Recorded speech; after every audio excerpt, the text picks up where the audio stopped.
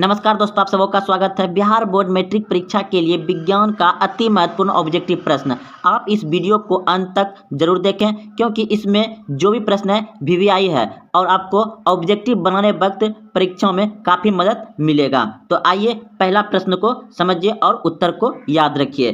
किसी app focus दूरी के लेंस की क्षमता होती है। किसी ऐप फोकस दूरी के लेंस की क्षमता होती है। तो इस प्रश्न का उत्तर होगा आपका ऑप्शन नंबर ए, बिल्कुल सही है। 1/f होता है। अगला प्रश्न देखिए, हीरे का अपवर्तनांक होता है। हीरे का अपवर्तनांक होता है तो ऑप्शन नंबर डी बिल्कुल सही है। 2.42 होता है हीरे का अपवर्तनांक। अगला प्रश्न देखिए, नेत्र लेंस में संयोजन की क्रिया होती है। नेत्र लेंस में संयोजन की क्रिया होती है तो क्या कौन से द्वारा, किसके द्वारा होता है? तो सिलियरी द्वारा होता है। ऑप्शन नंबर सी बिल्कुल सही है, सिलियरी पेशियों द्वारा होती है।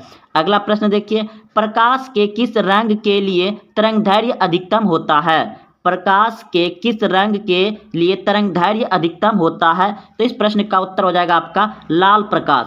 लाल रंग का तरंगदैर्घ्य अधिक होता है प्रकाश में, इसलिए इसका सिग्नल में प्रयोग किया जाता है लाल प्रकाश। जैसे आप रेलवे स्टेशन पर देख रहे हैं कि जब लाल बत्ती जलता है तो समझिए गाड़ी आएगा तो रुक जाएगा, या आप सड़क के गोलंबर के पास देखिएगा लाल बत्ती, तो लाल बत्ती में लाल प्रकाश जो है उसका तरंगदैर्घ्य अधिक होता है। तो चलते अगले प्रश्न की ओर। प्रश्न है, विद्युत फ्यूज बचाता है। विद्युत फ्यूज बचाता है तो इस प्रश्न का उत्तर हो जाएगा आपका ऑप्शन नंबर बी, बिल्कुल सही है। लघु पठन में होने वाली उच्च धारा के खतरे से, ठीक है। तो विद्युत फ्यूज बचाता है। क्या बचाता है? यानी कि अगर घर में ज़्यादा वोल्टेज आ जाने के कारण क्या होता है, वो अपने आप फ्यूज उड़ जाता है और क्या होता है, लाइन घर का कट जाता है। तो अधिक वोल्टेज आने के कारण तो लघु पथ में होने वाली उच्च धारा के खतरे से बचाती है। ऑप्शन नंबर बी बिल्कुल सही है।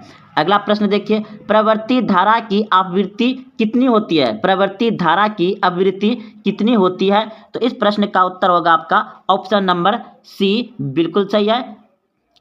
50 हेर्ट्ज। 50 हेर्ट्ज होता है आवृत्ति, प्रवृत्ति धारा की आवृत्ति। अगला प्रश्न देखिए, चुंबकीय क्षेत्र का SI मात्रक होता है। चुंबकीय क्षेत्र का SI मात्रक होता है तो इस प्रश्न का उत्तर हो जाएगा आपका टेस्ला। ऑप्शन नंबर ए बिल्कुल सही है। चुंबकीय क्षेत्र का SI मात्रक क्या होता है? टेस्ला। अगला प्रश्न देखिए, किसी अभिक्रिया में भाग लेने वाले पदार्थ कहलाते हैं। किसी अभिक्रिया में भाग लेने वाले पदार्थ कहलाते हैं तो इस प्रश्न का उत्तर होगा आपका ऑप्शन नंबर सी, बिल्कुल सही है। अभिकारक कहलाता है। किसी अभिक्रिया में भाग लेने वाले पदार्थ को क्या कहते हैं? अभिकारक कहते हैं। ऑप्शन नंबर सी बिल्कुल सही है। अगला प्रश्न देखिए, प्रश्न आपका, चीनी का रासायनिक सूत्र क्या है? चीनी का रासायनिक सूत्र क्या है?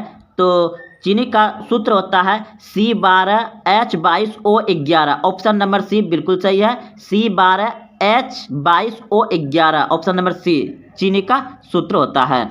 अगला प्रश्न देखिए, निम्न में कौन ओ धातु विद्युत का सुचालक है? निम्न में कौन ओ धातु विद्युत का सुचालक है? तो इस प्रश्न का उत्तर हो जाएगा आपका ऑप्शन नंबर ए, बिल्कुल सही है, ग्रेफाइट। अगला प्रश्न देखिए, कार्बन यौगिकों की संख्या लगभग है। कार्बन यौगिकों की संख्या लगभग है तो इस प्रश्न का उत्तर होगा आपका ऑप्शन नंबर बी, बिल्कुल सही है, 3 मिलियन। कार्बन यौगिकों की संख्या लगभग कितनी है? 3 मिलियन। ऑप्शन नंबर बी बिल्कुल सही है, 3 मिलियन। अगला प्रश्न देखिए, प्रश्न है, निम्न में से कौन क्षार धातु नहीं है? निम्न में से कौन क्षार धातु नहीं है? क्षार मतलब समझ रहे हैं दोस्तों आप कि 7 से अधिक उसका pH मान होना चाहिए। तो इस प्रश्न का उत्तर हो जाएगा आपका ऑप्शन नंबर सी, बिल्कुल सही है। मैग्नीशियम जो है कि क्षार धातु नहीं है। अगला प्रश्न देखिए, एसिटिक एसिड को गलनांक होते हैं। एसिटिक एसिड को गलनांक होते हैं तो इस प्रश्न का उत्तर हो जाएगा आपका ऑप्शन नंबर ए, बिल्कुल सही है। 290 के होता है। अगला प्रश्न देखिए, निम्न में से कौन अम्ल नहीं है? निम्न में से कौन अम्ल नहीं है। तो इस प्रश्न का उत्तर हो जाएगा आपका ऑप्शन नंबर डी, बिल्कुल सही है, KOH अम्ल नहीं है, KOH अम्ल नहीं है। अगला प्रश्न देखिए, प्रश्न है आपका, निम्न में किस जैव रासायनिक प्रक्रिया द्वारा वायुमंडल में O2 एवं CO2 के बीच संतुलन बना रहता है? तो इस प्रश्न का उत्तर होगा आपका ऑप्शन नंबर जो है कि सी, बिल्कुल सही है, दोनों, A एवं B दोनों, श्वसन और प्रकाश संश्लेषण। अगला प्रश्न देखिए, किसी पारिस्थितिक तंत्र के जैविक घटक होते हैं, किसी पारिस्थितिक तंत्र के जैविक घटक होते हैं? तो इस प्रश्न का उत्तर होगा आपका ऑप्शन नंबर डी, बिल्कुल सही है, पौधे, जानवर, मनुष्य एवं सूक्ष्मजीव। किसी पारिस्थितिक तंत्र के जैव घटक होते हैं पौधे, जानवर, मनुष्य एवं सूक्ष्मजीव। अगला प्रश्न देखिए, निम्नलिखित में कौन लैंगिक जनन संचरित रोग है? निम्नलिखित में कौन लैंगिक जनन संचरित रोग है? तो इस प्रश्न का उत्तर होगा आपका ऑप्शन नंबर ए, बिल्कुल सही है, एड्स। चलते हैं अगले प्रश्न की ओर।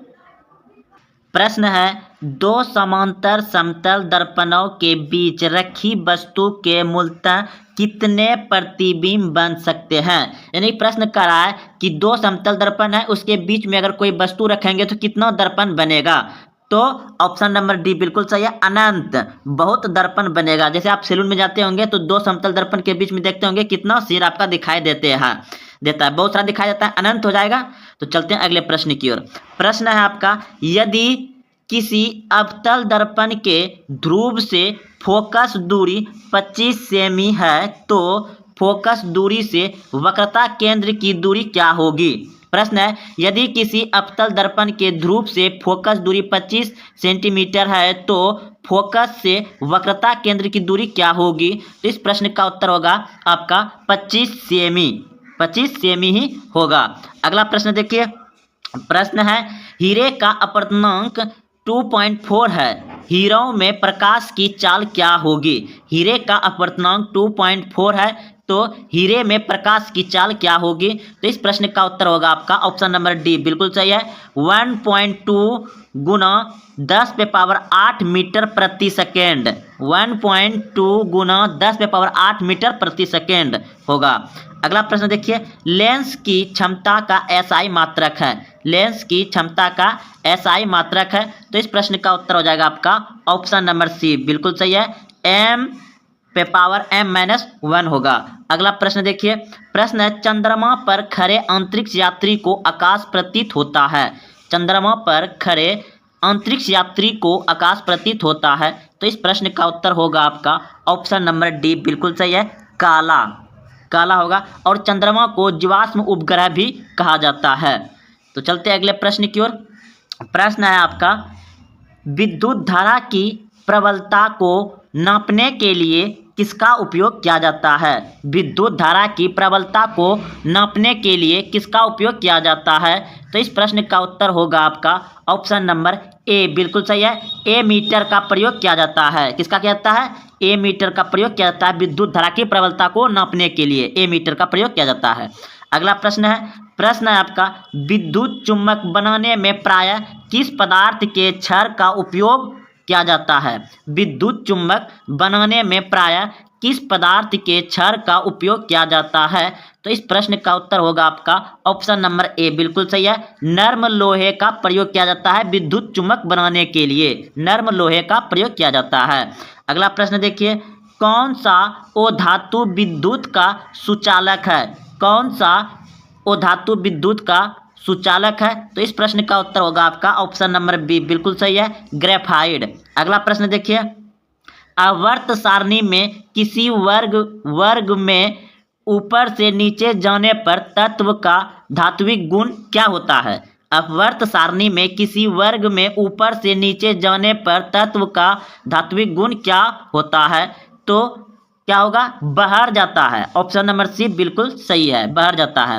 प्रश्न है आपका, बॉन्ड COOH अभिक्रियाशील मूलक को कहते हैं?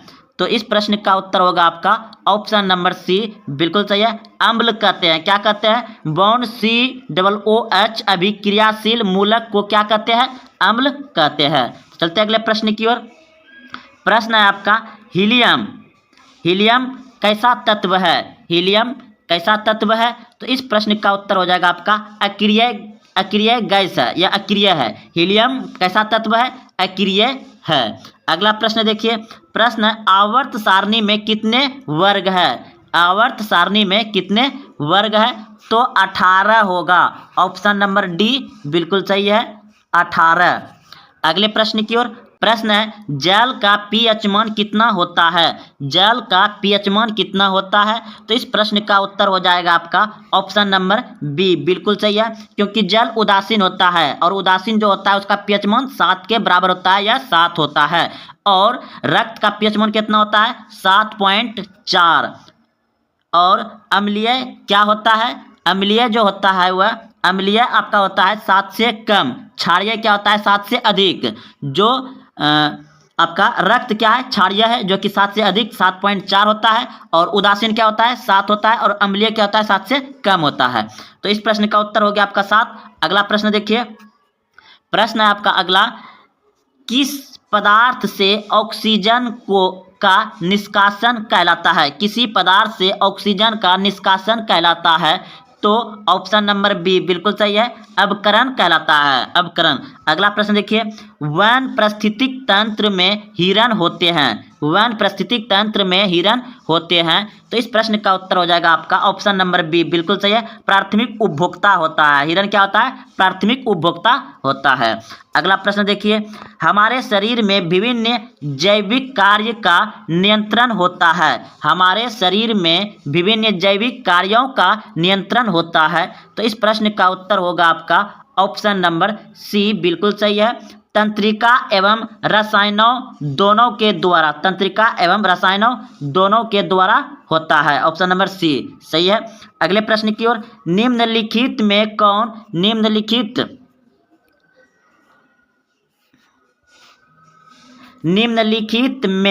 कौन एमिनो अम्ल के विखंडन से बनता है? निम्नलिखित में कौन एमिनो अम्ल के विखंडन से बनता है? तो इस प्रश्न का उत्तर होगा आपका ऑप्शन नंबर सी बिल्कुल सही है, NH3 बनता है। अगला प्रश्न है आपका, हृदय के वैष्णों का सिलिथिन कहलाता है। तो इस प्रश्न का उत्तर होगा आपका ऑप्शन नंबर बी बिल्कुल सही है, हृदय संकुचन। अगला प्रश्न है, इनमें किसके द्वारा अमीमा भोजन का अंतर्ग्रहण करता है? इनमें किसके द्वारा अमीमा भोजन का अंतर्ग्रहण करता है? तो इस प्रश्न का उत्तर हो जाएगा आपका ऑप्शन नंबर ए बिल्कुल सही है, कूटपाट के द्वारा भोजन अमीमा अंतर्ग्रहण करता है। अगला प्रश्न है कि आयोडीन की कमी से रोग होता है। आयोडीन की कमी से रोग होता है। तो कौन सा रोग होता है आयोडीन की कमी से? घेंघा रोग। ऑप्शन नंबर डी बिल्कुल सही है। तो चलते हैं अगले प्रश्न की ओर। प्रश्न है, किस प्रकाश किरण समतल दर्पण पर लंबवत आपतित होती है? परावर्तन कोण का मान क्या होगा? देखिए प्रश्न कह रहा है कि अगर किरण समतल दर्पण पर लंबवत आपतित किरण होती है, यानी कि ये मान लीजिए समतल दर्पण है और इस पे आपतित किरण ये आ रहा है और ये आपतित किरण होकर के परावर्तन हो गया, तो इस बीच का जो कोण बनेगा वह कितना बनेगा? तो इस प्रश्न का उत्तर हो जाएगा आपका ऑप्शन नंबर सी बिल्कुल सही है, 90 डिग्री का कोण बनेगा। प्रश्न एक बार समझ लीजिए, किस प्रकाश किरण समतल दर्पण पर लंबवत आपतित होती है, परावर्तन कोण का मान क्या होगा? तो 90 डिग्री होगा। ऑप्शन नंबर सी बिल्कुल सही था। अगला प्रश्न है, वायु का निक्षेप अपवर्तनांक वास्तव में होता है। तो इस प्रश्न का उत्तर होगा आपका ऑप्शन नंबर सी बिल्कुल सही है, 1 से अधिक होता है, 1 से अधिक होता है। अगला प्रश्न है, अस्पष्ट दृष्टि की न्यूनतम दूरी होती है। अस्पष्ट दृष्टि की न्यूनतम दूरी होती है। तो इस प्रश्न का उत्तर होगा आपका ऑप्शन नंबर ए बिल्कुल सही है, 25 cm यानी 25 सेंटीमीटर होता है। और अधिकतम क्या होगा? अनंत। अधिकतम क्या होगा? इन्फिनिटिव। अधिकतम रहता तो आपका ऑप्शन नंबर डी बिल्कुल सही होता, लेकिन यह न्यूनतम है तो क्या सही होगा? ऑप्शन नंबर ए बिल्कुल सही है, 25 cm होता है, 25 सेमी होता है न्यूनतम। अगला प्रश्न देखिए, वोल्ट V बराबर होता है जहां C coulomb, J joule, A ampere है, तो क्या होगा? तो इस प्रश्न का उत्तर होगा आपका ऑप्शन नंबर बी, बिल्कुल सही है, J/C, यानी जूल बटे कूलम होगा। अगला प्रश्न देखिए, विद्युत धारा का चुंबकीय प्रभाव किसने खोज निकाला था? विद्युत धारा का चुंबकीय प्रभाव किसने खोज निकाला था? तो इस प्रश्न का उत्तर होगा आपका ऑप्शन नंबर बी, बिल्कुल सही है। अगले प्रश्न की ओर, प्रश्न आपका, घरों में विद्युत आपूर्ति की जाती है, घरों में विद्युत आपूर्ति की जाती है, तो इस प्रश्न का उत्तर होगा आपका ऑप्शन नंबर सी, बिल्कुल सही है, 220 वोल्ट प्रवृत्ति धारा। अगला प्रश्न है, लेंस में कितने मुख्य फोकस होते हैं? लेंस में कितने मुख्य फोकस होते हैं? तो इस प्रश्न का उत्तर होगा आपका 2, ऑप्शन नंबर बी, बिल्कुल सही है। अगले प्रश्न की ओर, प्रश्न है, तांबा और जिंक के मिश्र धातु को क्या कहते हैं? तांबा और जिंक के मिश्र धातु को क्या कहते हैं? तो इस प्रश्न का उत्तर होगा आपका ऑप्शन नंबर ए, बिल्कुल सही है, पीतल कहते हैं। अगला प्रश्न देखिए, अम्लीय विलयन का पीएच मान क्या होगा? अम्लीय विलयन का पीएच मान क्या होगा? तो इस प्रश्न का उत्तर हो जाएगा आपका 7 से कम होगा। अम्लीय 7 से कम और क्षारीय 7 से अधिक, क्षारीय 7 से अधिक और उदासीन 7 के बराबर। ये 3 प्रश्न महत्वपूर्ण है दोस्तों, पूछा ही जाता है। अगर पूछ देगा अम्लीय का पीएच मान कितना होता है, तो 7 से कम, क्षारीय क्या होता है 7 से अधिक और उदासीन क्या होता है 7 के बराबर। नाभिकीय ऊर्जा प्राप्त करने के लिए निम्नलिखित में कौन आवश्यक है? नाभिकीय ऊर्जा प्राप्त करने के लिए निम्नलिखित में कौन आवश्यक है? Option A helium, option B uranium, option C aluminium, option D chromium.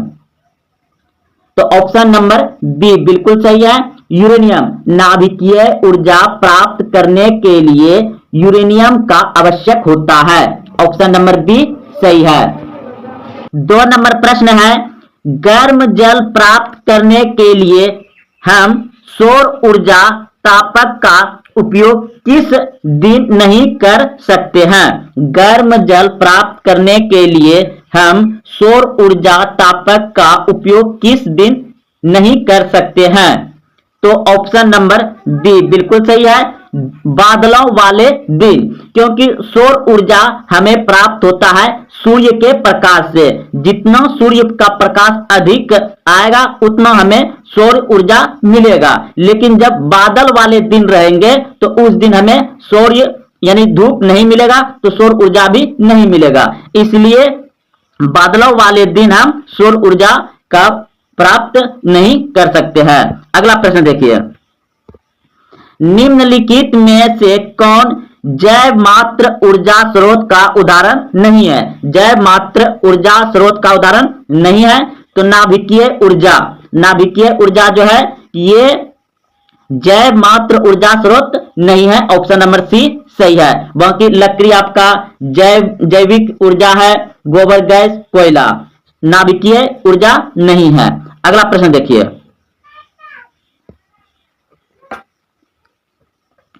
जल विद्युत संयंत्र किस ऊर्जा को विद्युत ऊर्जा में रूपांतरित करता है? जल विद्युत संयंत्र किस ऊर्जा को विद्युत ऊर्जा में रूपांतरित करता है? तो स्थित ऊर्जा, ऑप्शन नंबर डी सही है। अगला प्रश्न है, पवन विद्युत जनित्र में पवन की चाल कम से कम कितनी होनी चाहिए? पवन विद्युत जनित्र में पवन की चाल कम से कम कितनी होनी चाहिए? यानी पवन चक्की जो घूम घूम करके बिजली उत्पन्न करता है, तो उसका कम से कम चाल होना चाहिए 15 किलोमीटर प्रति घंटा की रफ्तार, ऑप्शन नंबर ए सही है, 15 किलोमीटर प्रति घंटा कम से कम होना चाहिए, तब विद्युत उत्पन्न होगा। अगला प्रश्न देखिए, निम्न में से कौन बायोगैस ईंधन का स्रोत नहीं है? निम्न में से कौन बायोगैस ईंधन का स्रोत नहीं है? तो नाभिकीय ऊर्जा, नाभिकीय ऊर्जा जो है ये बायोगैस ईंधन का स्रोत नहीं है। लकड़ी है, गोबर गैस है, कोयला है, लेकिन नाभिकीय ऊर्जा नहीं है। ऑप्शन नंबर सी सही है। अगला प्रश्न है, निम्न में से कौन बायोगैस ईंधन का स्रोत नहीं है? निम्न में से कौन बायोगैस ईंधन का स्रोत नहीं है? तो नाभिकीय ऊर्जा, ऑप्शन नंबर सी सही है। नाभिकीय ऊर्जा बायोगैस ईंधन का स्रोत नहीं है। अगला प्रश्न देखिए, निम्नलिखित में कौन जीवाश्म ईंधन नहीं है? निम्नलिखित में कौन जीवाश्म ईंधन नहीं है? तो बायोगैस, ऑप्शन नंबर ए सही है।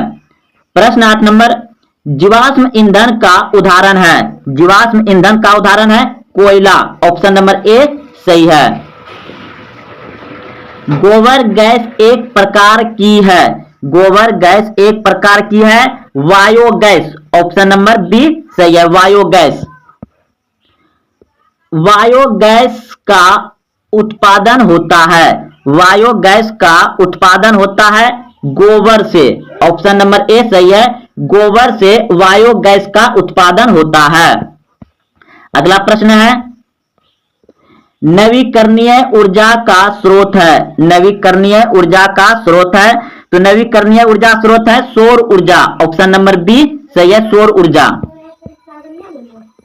अनवीकरणीय ऊर्जा का स्रोत है। अनवीकरणीय ऊर्जा का स्रोत है तो जीवाश्म ईंधन, ऑप्शन नंबर ए सही है। जीवाश्म ईंधन अनवीकरणीय ऊर्जा का स्रोत है। एक उत्तम ईंधन है। एक उत्तम यानी कि सर्वश्रेष्ठ ईंधन है, तो ऑप्शन नंबर डी बिल्कुल सही है। जैव गैस, जैव गैस। नौरा नाभिकीय विद्युत संयंत्र किस राज्य में स्थित है? Uttar Pradesh, option number C सही है। नौरा नाभिकीय विद्युत संयंत्र किस राज्य में है? Uttar Pradesh, option number C सही है। प्राचीन काल में ऊष्मीय ऊर्जा का सबसे अधिक सामान्य स्रोत था।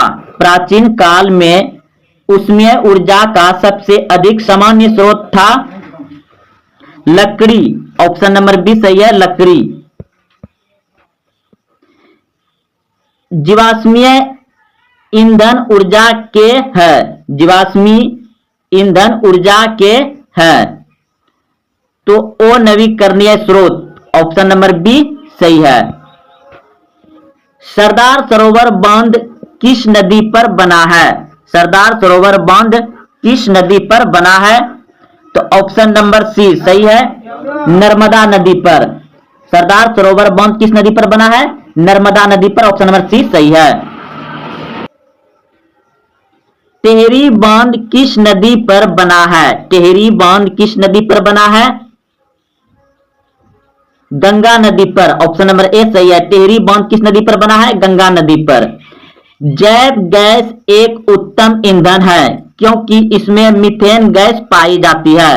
जैव गैस एक उत्तम ईंधन है क्योंकि इसमें मीथेन गैस पाई जाती है 75%, ऑप्शन नंबर डी सही है। 75% पाया जाता है।